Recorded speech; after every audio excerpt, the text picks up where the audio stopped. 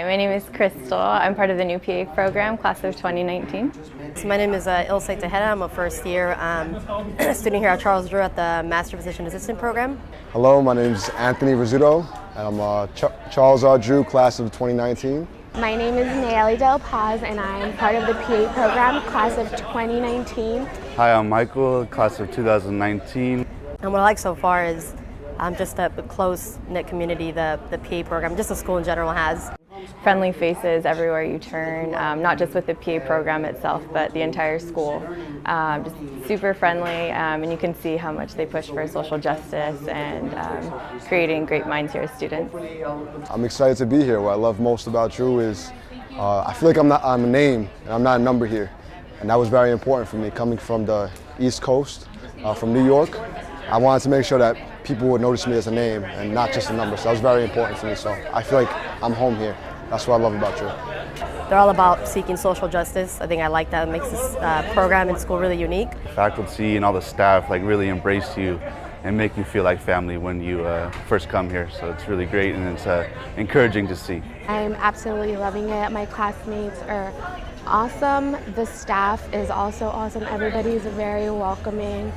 I'm loving how different this school is from every other school that I've seen, and I'm excited for the next 27 months.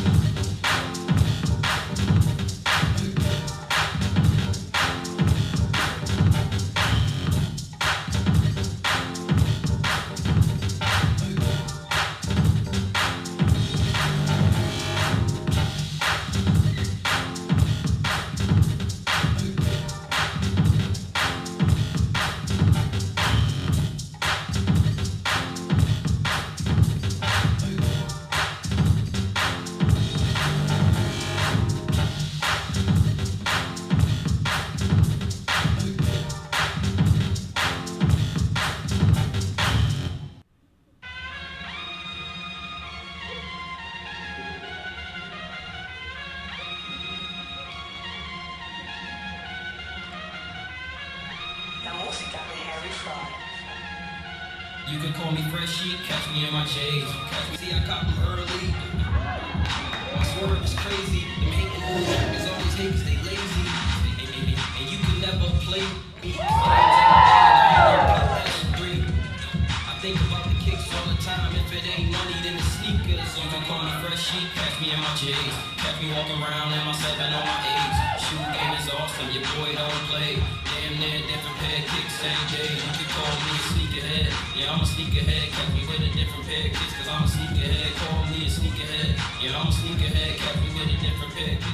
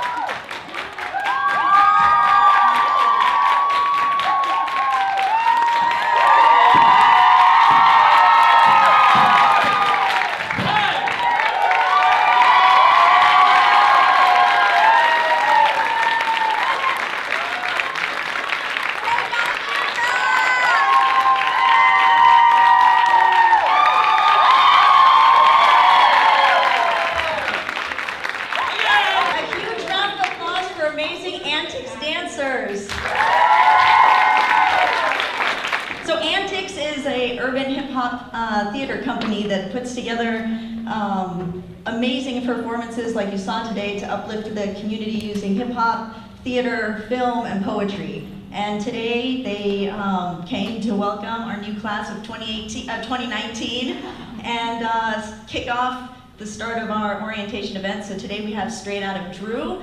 Professor Moini, she's pretty amazing.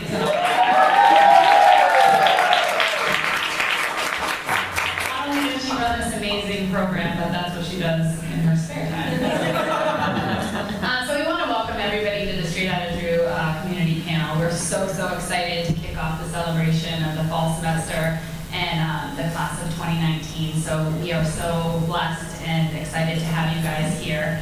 I would like to introduce these 5 members of our community to kick off this day with some education, entertainment, collaboration, and really inviting the Drew students to join in and get to know some of the community members that we will be interacting with throughout the next 2.5 years here, and hopefully after that as well. So today we have joining us Dr. Ronald Beavers, Dr. Sylvia Ivey, Dr. Michael Fisher, Dr. Cynthia Gonzalez, and Henry Hank Jones, and that is not in the order that they're sitting in. They will be providing an introduction and historical perspective of the surrounding community and the important role of you guys as healthcare providers, future healthcare providers. We're so excited and we welcome you all. Thank you all for coming, and we hope that you learn and have a great time here at your time at Drew.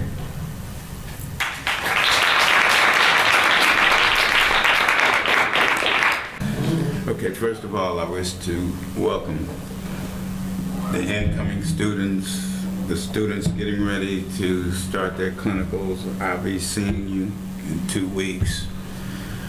But most of all, I just wish to I'm going to synopsisize this and put it in the perspectives of not only a legacy, a spirit. And the spirit is of being a healing warrior. And I really want you to understand what a healing warrior is. And Hakeem, it's a Jigna, a warrior that's been tested by time, a warrior that's been tested by battle, a warrior that now has the blessings of God to treat and touch his people. You're special. That's what I'm saying. We have to have a balance in life. And then balance in life means you have to go through certain things. I'm one, you're looking at it. It wasn't because of, it's just the way that the cards had to be dealt to me and how I handle the cards. Now, no one can say, what am I, you know, I wasn't gifted, I wasn't born with this. But you have choices. And the choice is whether you can keep the same deck of cards you were dealt with or the same hand when you were born, or as you go through life, you can discard like playing poker and get a better hand. That's what it's about. Now, sometimes there's adversity. Adversity challenges you because adversity is put there by God to make you a better person. How you gonna handle it? Where if you keep on doing the same thing and you're getting the same results, we know that's insanity, but however, one of our fear factors is the thing that keeps us from being our best. The fear of failure, the fear of success. Am I gonna make it? Do I want to be comfortable? And we being human beings, we have the propensity to want to be comfortable. You go to school, you do what have you, you further your education, but understand something. You got to keep your spirit intact. Because what happens is, you don't know what life is going to throw at you. And it could kind of derail you. For instance, failure. You can take failure and you can accept it, you can internalize it, and then that can be part of your persona. Or you can take it and say, you know what, as long as I'm breathing, I did not fail. Life is just bumping me in another direction. You just have to redirect a little bit. But being a healing warrior, trust me, you're going to go through something. And you're dealing and you're touching human beings that may not have had the opportunity to be in positions that you are, but they're still God's people. Me personally, I've had choices, and my choices have taken me quite a few places. But most of all, the biggest choice that I made in my life is that I'm right here where I was born, being of service to folk, to try to pass on a legacy of people taking care and looking out for themselves. Healthy people make good decisions. And that goes for you too. The most dangerous, most self-destructive thing I've seen are people, are individuals who professionally have excelled, but all of a sudden they hit a wall, and the wall is that they lose touch on why they're doing what they're doing. But you must trust, because your destiny is always it's earmarked already. It's left up to you to find the way. And you can't find it on your intellectual capacity. You can't find it on your feelings. It's only your spirit that's going to guide you. So long as you never forget where you came from, you won't get lost in where you're going. I'm not going to babysit you. But what I will do, I will give you everything you need, so when you leave the nest, you're going to make it. And that's why I stay involved with the PA program. That's why I stay involved really with Charles Drew University. Do I get along with folk all the time? Hell no. I mean, they know me. Let's leave him alone. He'll be all right. Just leave me alone. But what I am, I'm honest, I'm straightforward, and it ain't about me anymore. See, there's a difference. It's about the future of this university. It's about the legacy. It's about the blood that's been shed. It's about where it's been built. Middle class, African American homes, right here where we're sitting. That's what it's about. People, you're standing on shoulders that folk have made supreme sacrifices to give you an opportunity to make it. If you ever go to Ghana, you ever go to the castles, where the dungeons, you will hear the voices from the ancestors, the moaning, the crying, because they know they'll never go home again. Well, that transcends to right here, where we are, at Charles Drew University and MLK Hospital. So you have an opportunity, you're blessed, to step forward, to hold that legacy. And I guarantee you, anyone that's ever been here, there's something special that takes place. There's a transitioning, a metamorphosis that takes place.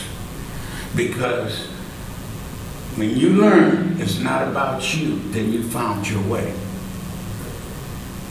Now think about what I just said. When you learn it's not about you, then you have found your way. Because then you're humble enough to be guided. I wish to thank you, bless you, and I'll talk to you later. Thank you.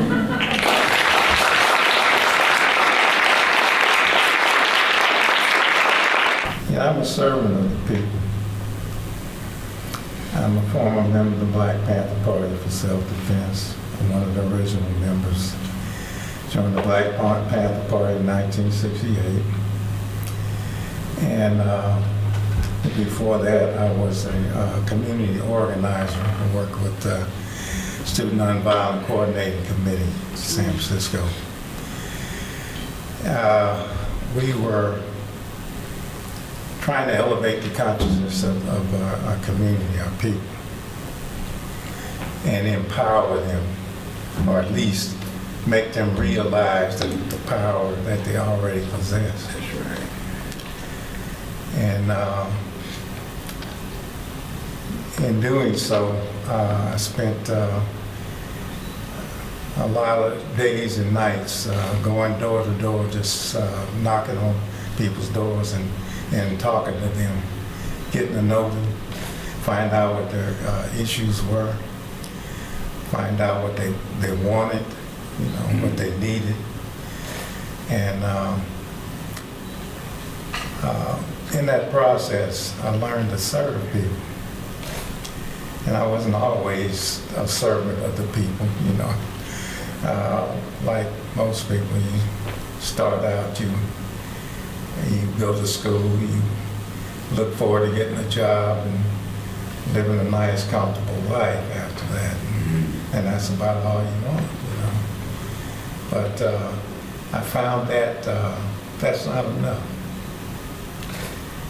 It's not enough. I mean, that's always out there for you. You can choose to, you know, go for yourself. But in interacting with a community, with people, you recognize that no man is an island. You can't, you know, it's not enough just to be personally successful.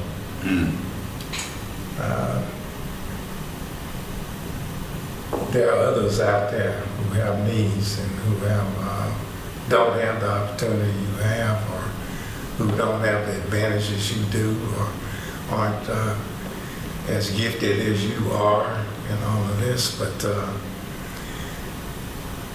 who looks out for them? Now, my father laid that on me when I was a small boy, you know, always help those who can't help themselves. So I guess I was locked into that from the start. Really didn't have a choice. What he preached and taught me all the time. And he was like that. My father was a college-educated man. Fisk College in Tennessee. He was a Fisk Jubilee singer, you know. But what they did back in those days, the talented 10th, he was considered one of them. They went to college, they got the education, they came back, and they tried to uplift the community, you see. And that has always stuck with me. I was in the fight to establish the Black Studies program at San Francisco State, the first Black Studies program. The goal and the purpose of that program was for people to go, have access to a college education, and in order to do that, we had to break down barriers, you know, that because they didn't have the foundational education they needed to get into San Francisco State, so we established programs to compensatory programs, allowed them to have access. But the purpose in bringing them there was for them to get a higher education, get out and get a job and go back and uplift the community. Same thing my father did. And I was telling the brother, I was fortunate enough to be raised in a village, by a village. And we had no choice in New Albany, Mississippi. It was strictly segregated. So we had to do what we did, look out for each other, establish our own enterprises and share what we had, all of that. And every child was a child of the community. So I had that foundation, you know. Many of you don't have that opportunity. Many of you don't know what that means. Okay. And so I feel that you've been robbed of something. And I'm here to try to explain to you the benefit of that. We don't have communities, my people, we don't build communities anymore. We have neighborhoods. See, neighborhoods will allow the freeways built down the middle of them, so divide them like that. Communities won't allow that. Neighborhoods will allow gentrification and the removal of the indigenous population. Communities won't allow that. Gentrification is another form of colonialism.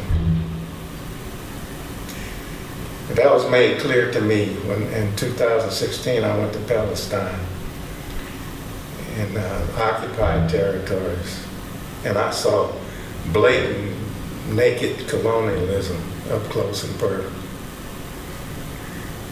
And I came back thinking that, what does that got to do? How does that, what does that mean to my life? That's just not those people over there. That's oppressed people everywhere, okay?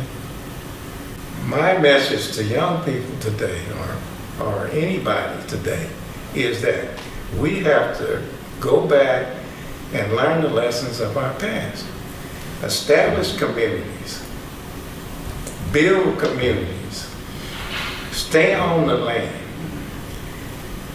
create a village, raise our children in that village. You see? That's imperative because communities have power, have clout, have strength, you see, and are nurturing. Create healthy individuals.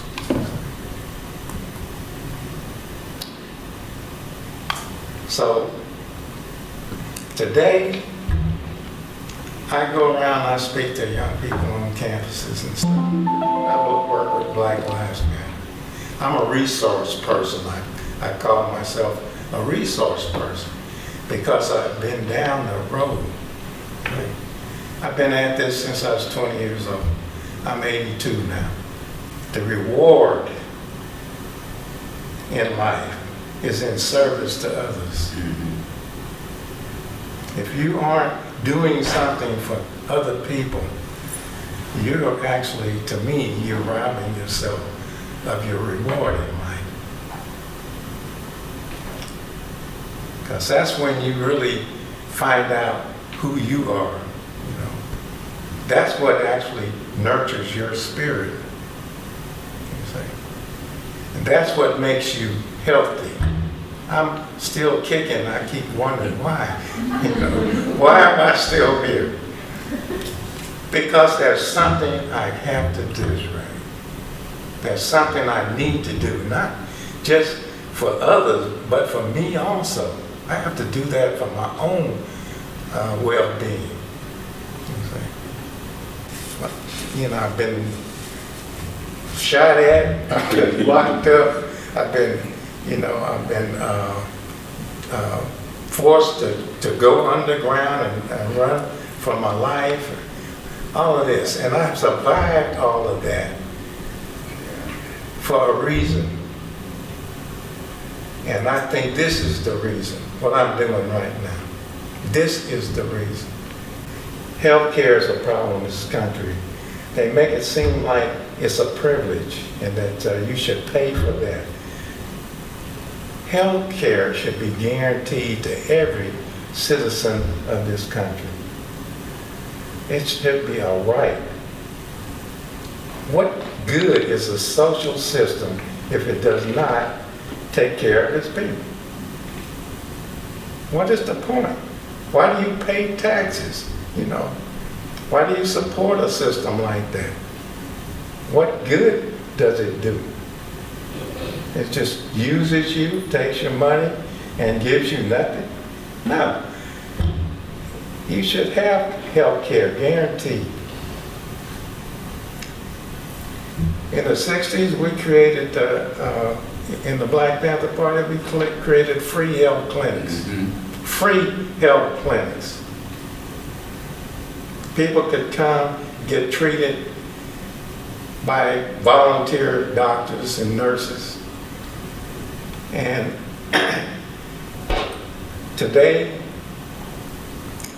there's only one of those left, I think, in the country. Healthcare is big business. Healthcare is, you know, corporate profiteering. Something's wrong with that. Something is wrong with that. Serve people, serve others. You'd be surprised how it makes you feel. You can live forever.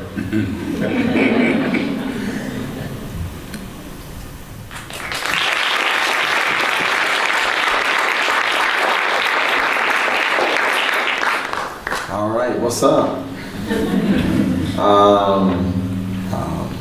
First of all, it's always a pleasure to be able to sit on a panel with those that have attributed such great stones for us to stand on throughout the struggle. I'm a product of men such as to my left, and a product of strong women such as to my right. My father, who is actually 93 years old, he was one of the first black men to actually serve and storm Normandy and fight in the war. And so I'm very conscious about the struggle and where we come from. My name is Michael Fisher, and I'm a pastor, a proud pastor. I know these days people are kind of ashamed, but I'm kind of cool, so I'm a proud pastor.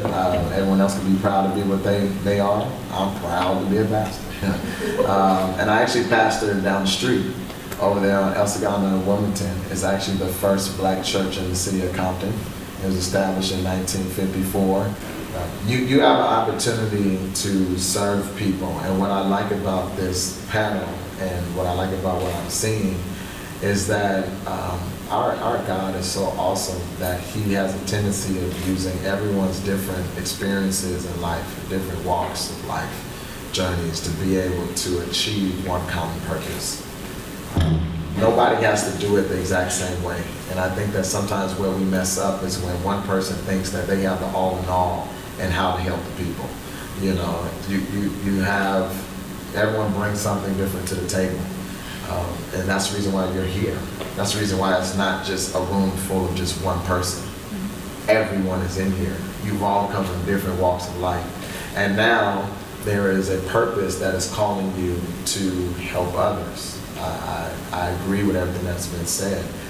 Your life is meaningless if all that you got from it was a nice car, nice clothes, a big house, a degree that you could put on a wall, that really, after a while, no one even asks you for. And after a while, no one really cares that you have it. Your life is meaningless if that's the only thing you're trying to attain. Your life is meaningful when it is that you use all of those resources to be able to help somebody who cannot help themselves. You have an opportunity to change this world.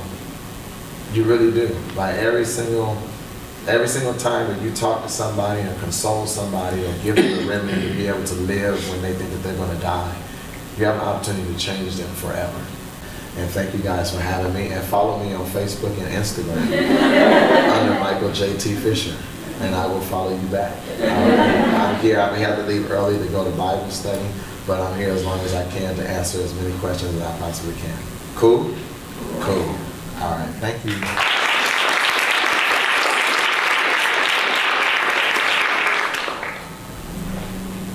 Well, I want to start by asking you not to answer this out loud, but to ask of yourselves, what is your dream? What is your dream for yourself? Fast forward to a ripe old age, you've had your careers, you've done the things that you wanted to do. When you look back on it, will you be able to say, I had my dream? And it's very important to ask yourself that because it gives you direction. Your dreams may change. I hope that your dreams will grow and that you'll have more things on your list of things that are your dream as you go forward. Dr. Balcanzar and I were just talking about policy, health policy. You're going to learn a lot about clinical care of patients, but you're also going to learn a lot about how to help patients and what reaches them.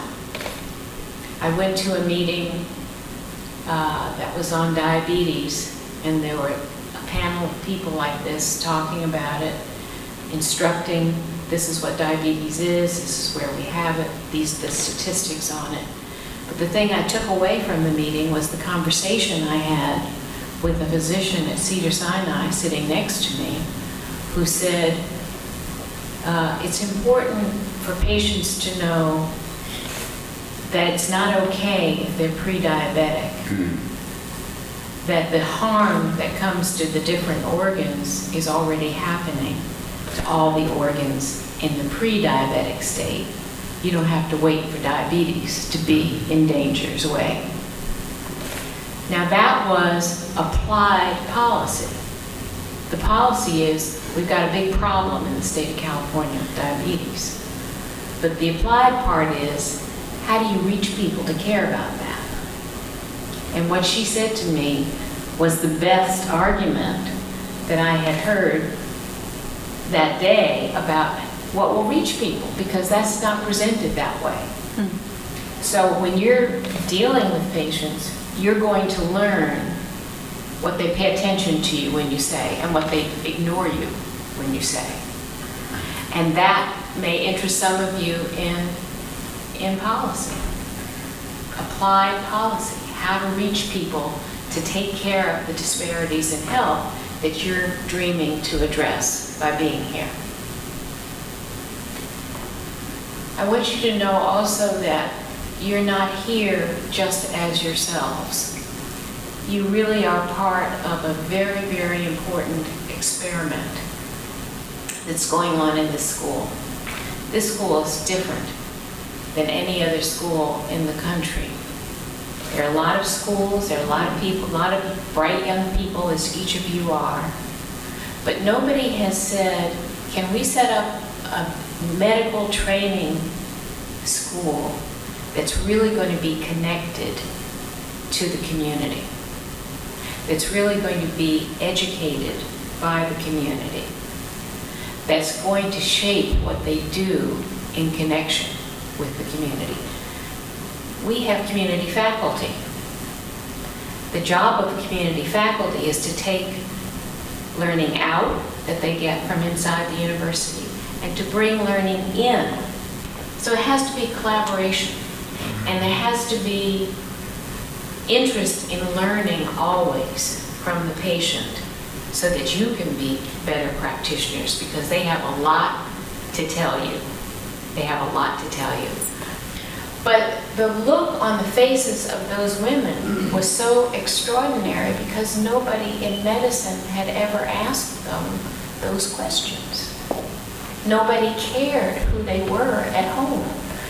They just wanted to know, what's your presenting problem? I've got 15 other patients waiting. What are you here for today? But the presenting problem might not be fixed unless you've got cooperation and trust. And when you ask people who they are, you get cooperation and trust. So remember to ask people. It doesn't take long. It doesn't take long, but it just makes a world of difference. They'll cooperate and you'll learn. So you're part of a dream that people had before you came here. This is a privilege that's come to your generation. It's a privilege. And we have very high expectations of you to fulfill that privilege and be the very best community leaders, not just providers, community leaders, keeping that larger context that you're hearing everybody talk about here today. You carry that message, you carry that opportunity, and you carry that dream. Thank you.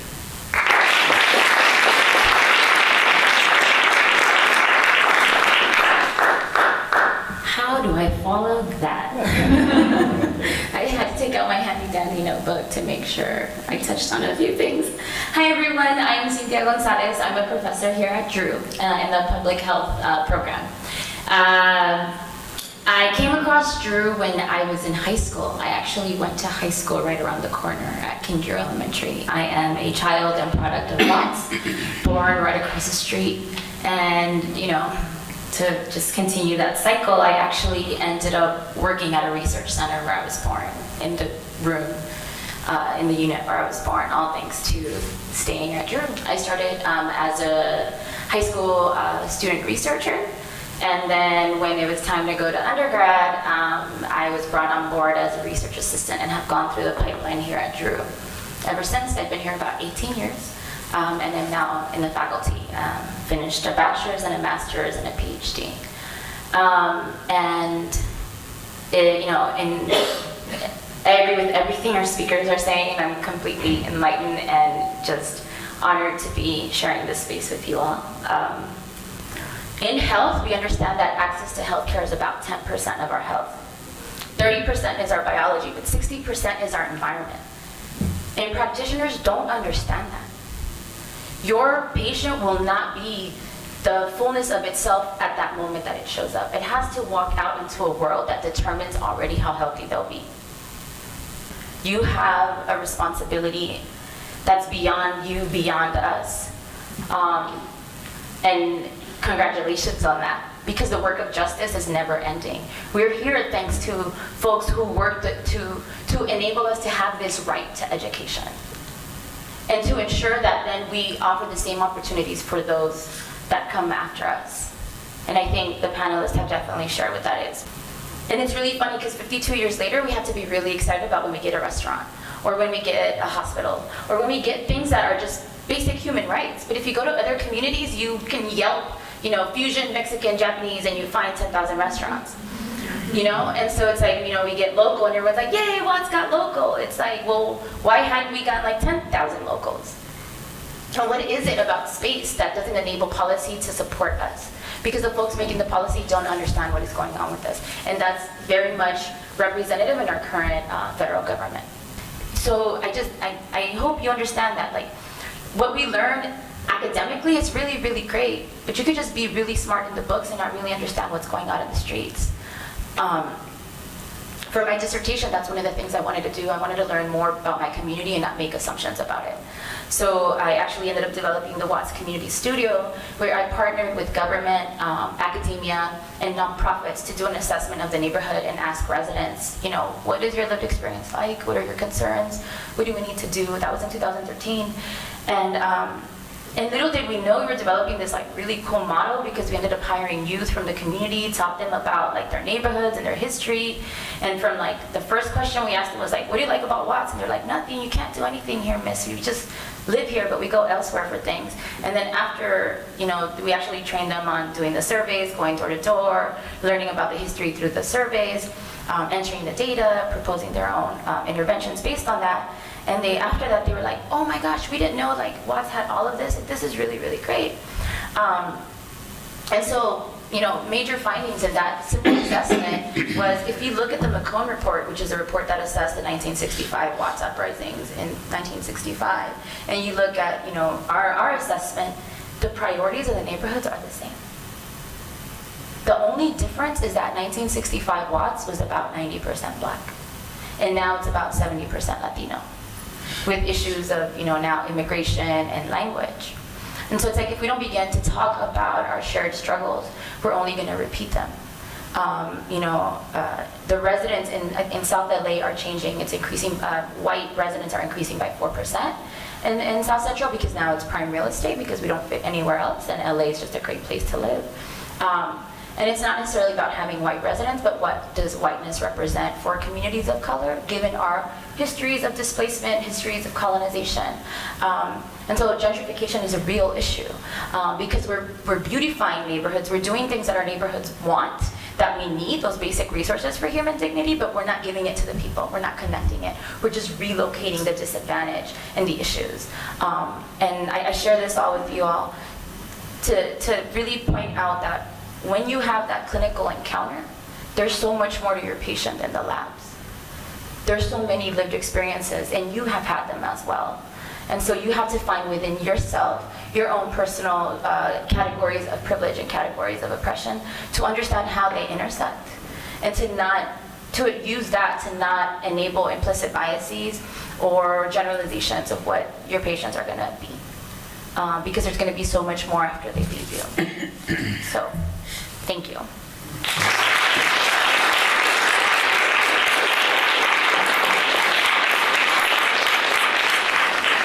Thank you guys. Thank you guys all so much. We're going to open it up to questions for the students. So we have a bunch of microphones around the room that we're just going to pass around. I just had a quick question for the pastor. What is looking for a church around here? Oh yeah, we're looking for you.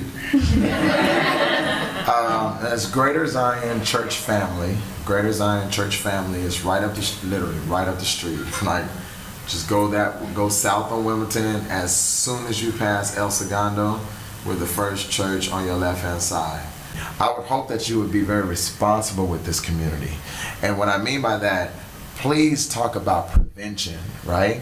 Don't get caught up in the whole scheme of, you know, making money off of the issues of the community. We have been raped long enough. That's right. We have been raped long enough. I'm right now fighting a war against this whole recreational use of marijuana. And I'm not talking about medicinal, right? I'm talking about the recreational use of it and how it is that the people of power find Compton and Watts very attractive to come in and make money off of our addictive history.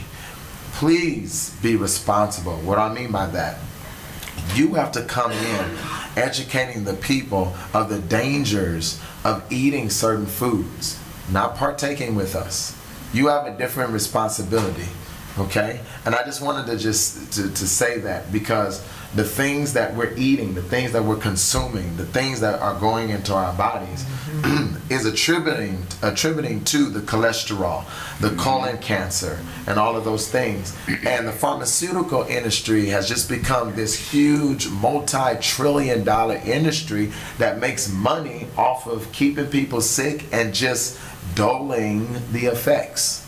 I would love for you all to come into this wanting to be true physicians. By definition, the word physician, even if you're a clinician, whatever, physician means someone that makes someone whole, right? Not someone who just medicates, right? Someone finding out what's going on with the person and knowing how to make them whole. You know, teaching the community that what you eat helps you sleep or doesn't. Gives you a nice attitude or makes you mean.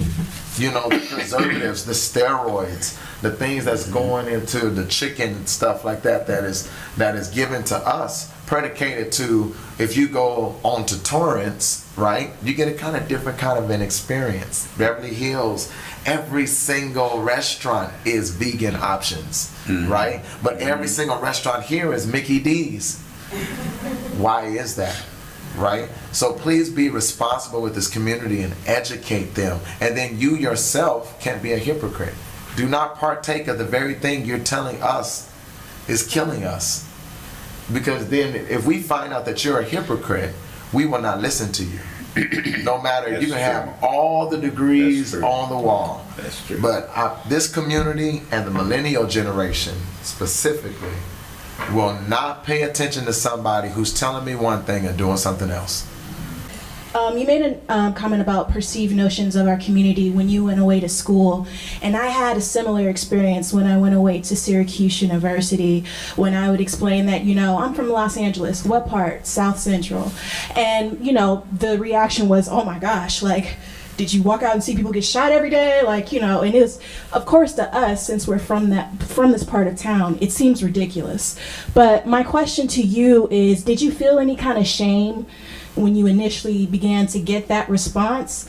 And as you went through your career, your academic career, how did that sense of shame turn into a sense of pride of where you come from? Because you obviously have a lot of pride in your city, and I respect that. And I also had that similar experience where I would say, oh, well, you know, I live by the airport. I would never really identify where I live. But now, yes, I'm from South Central, and I'm a graduate of Syracuse University, and that's a sense of pride for me. So how did you come about that? So shame, no. I think it's largely because of my village. My village demonstrated pride. It was more anger.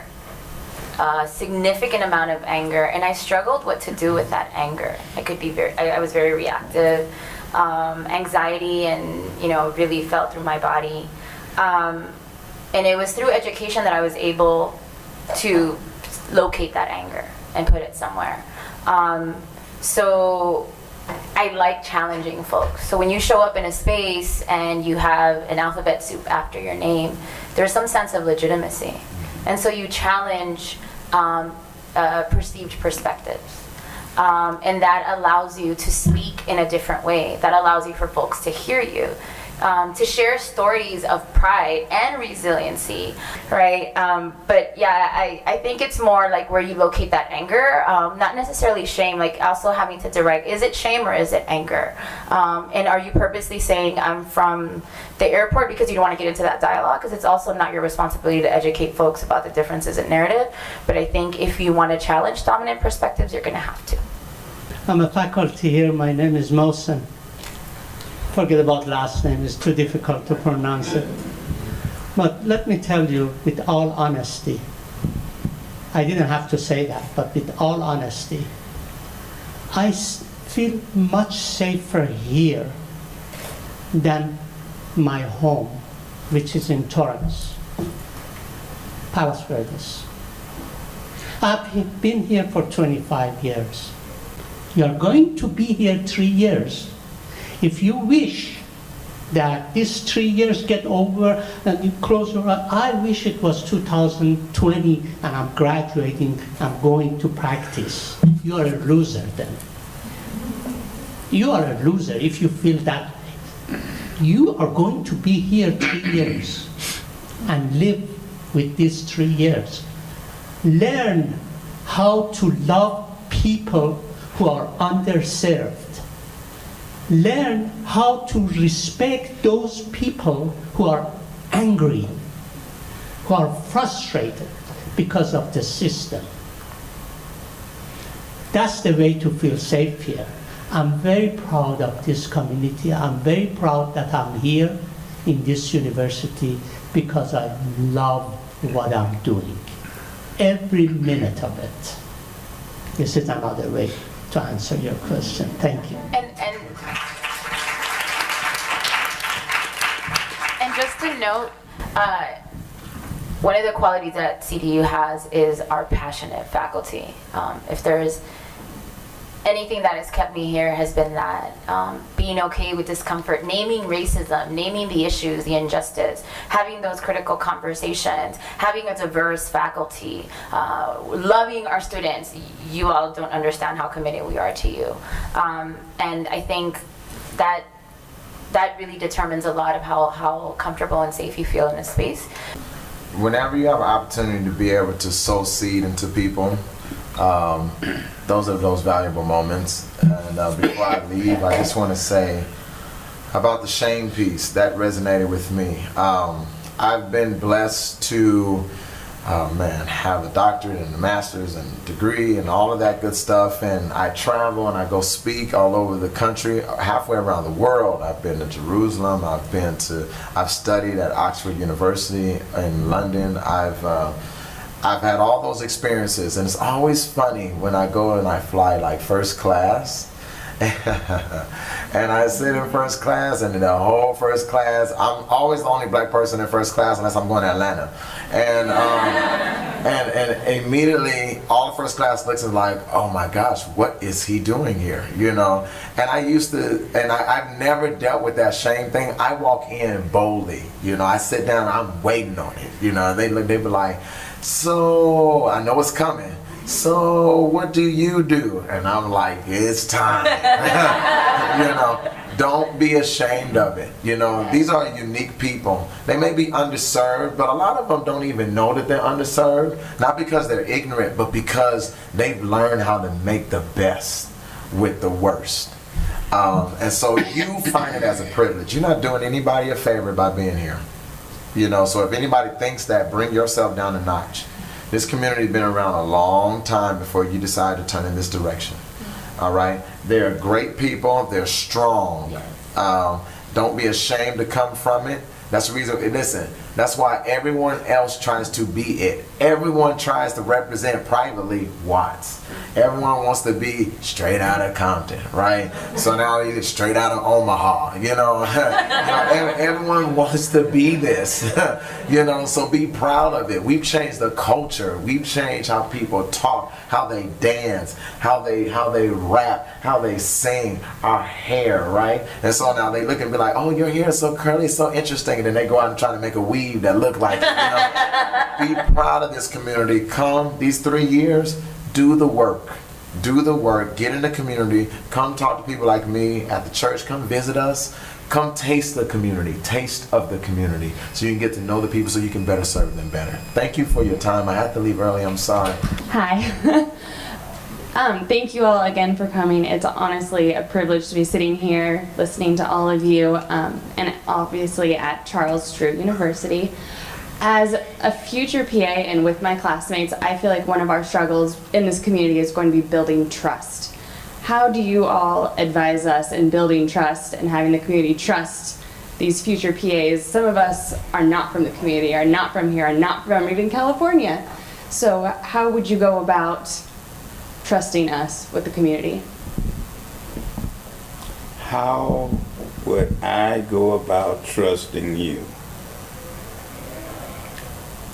How do you think? Now think about what you just asked. Isn't it about being authentic? Isn't it about being genuine?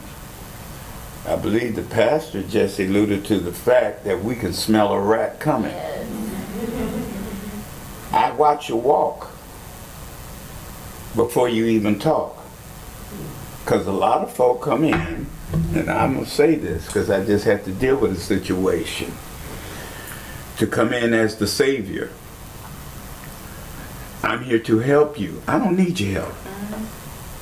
Because we've been making it. I just need for you to be authentic. The PA students come in with the yoga, thanks to Professor Kosick.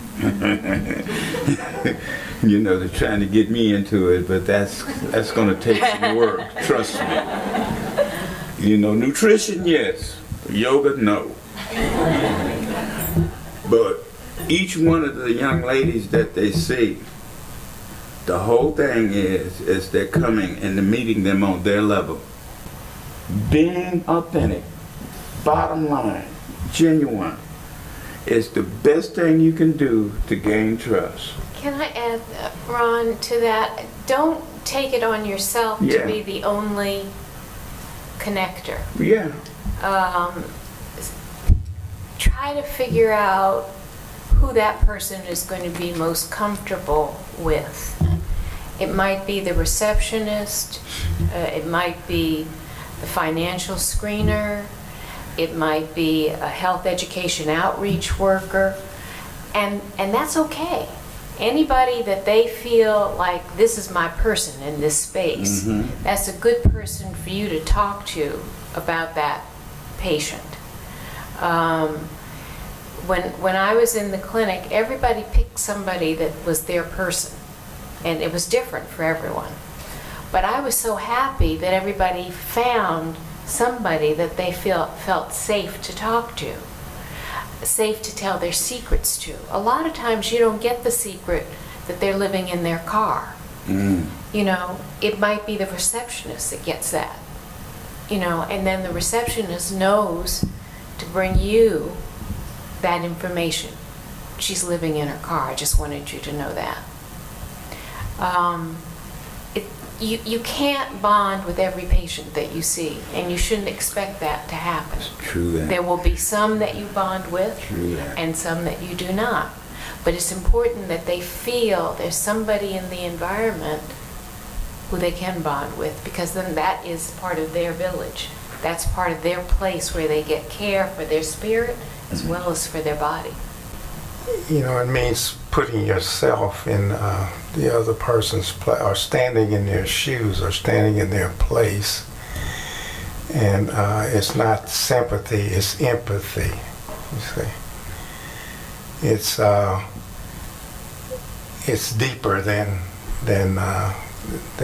sympathy. You're not there to solve the person's problems.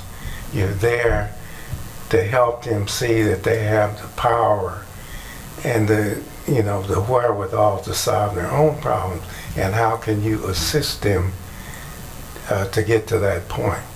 Okay? You know, like the brother was saying, they're already dealing with the situation. They don't really need you to do that, you see. But if there's something you can contribute to their effort, then they, be genuine and for real about it, and they'll allow that, you know. You're not a savior coming in. You don't have the solutions. Say, you know, I don't have the answers. We have the answers, you say. That's right. So that's the kind of attitude you have to, I think, bring to the situation. And be for real, you know, be genuine, you know. Hi everyone, my name is Hector Balcazar. I'm the Dean here of the College of Science and Health. And I just wanted to make a comment to say that for all the students that are here, that we welcome you, and we'll have many opportunities to welcome all of you. Is this kind of momentum that you guys are with these incredible people that you see with tremendous wisdom and knowledge and humility and standing in front to tell a story about humanity. And I think as we stand every day here, we have opportunities to really conquer that element of humanity. And I'm so glad that the physician assistant program is very in tune with that. And I praise all the leaders here that are doing that. When Professor Morney and Cossack and everyone thinks about bringing people like you, is because they're thinking about you and about how to best think about the kinds of things and questions that you're going to arise as that you're going to have as you encounter clinical elements. But then you will have that component to say it's all about our humanity. What we believe is walk the talk, talk the walk. Some of the things that we believe about it, I think we have to prove them. And I think today was one good example. Thank you so much to all of our great speakers.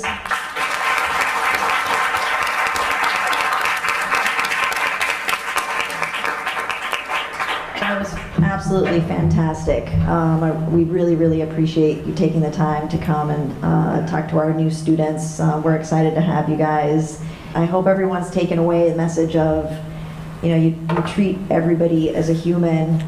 We're all here to figure out how we can help each other. We're in a place where there's so much history and so many people who have fought for just rights that should never have to even be fought for. And where did the young lady go that asked the shame question? You know, when someone says, where do you go to school? You say, I'm straight out of Drew, I'm straight out of Watts, and you say it with pride. And if they are taken aback, you have shame for them, because it's sad that there's such ignorance still left in the world. And so I kind of think it's a positive, because for me, when you say where you work and somebody has that kind of reaction, I think, thank you for letting me know how you are, so I didn't have to suffer and know you and maybe think I was gonna be your friend. I know right away I want to have nothing to do with you. That's right. So, you know, this is just like Pastor Fisher said and all of our guests, you know, there is so much amazing everything that comes out of our community, and we will be the model for the rest of the world, because it is special. Everything, down to just political gains, music, food, there's literally everything has come from here. And I personally feel very privileged to be a part of it, and to have you guys here, so.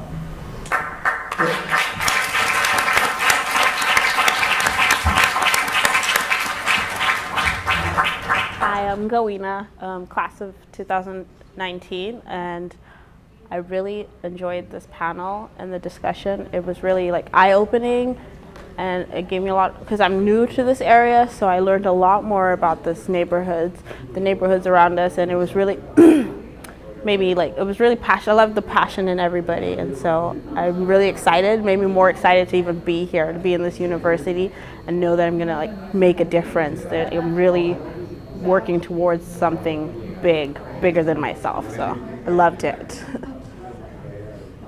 My name is Wafa Ahmed. I'm a PA student in the class of 2019. Just had the privilege of listening to multiple speakers right now, and it was extremely inspiring and moving. I feel like I'm here for a purpose, and throughout the next 27 months I'm going to be working closely with the leaders of this community as well as the population, and learning how to serve them is going to make me a better provider, and upon graduation I hope I can fulfill the mission of Charles Drew University. Hi, my name is Daniela Pomerati. I'm a PA student in the class of 2019, and this is my first week here. We just had the privilege of listening to a panel of speakers that are community leaders and work with the program, and it was such an honor to hear them speak and talk about their experiences with the community and really what the community means to them and what their work has been. It's definitely been very inspiring, and I look forward to working closely with the community, with the faculty members, and just learning a lot from Charles Drew University.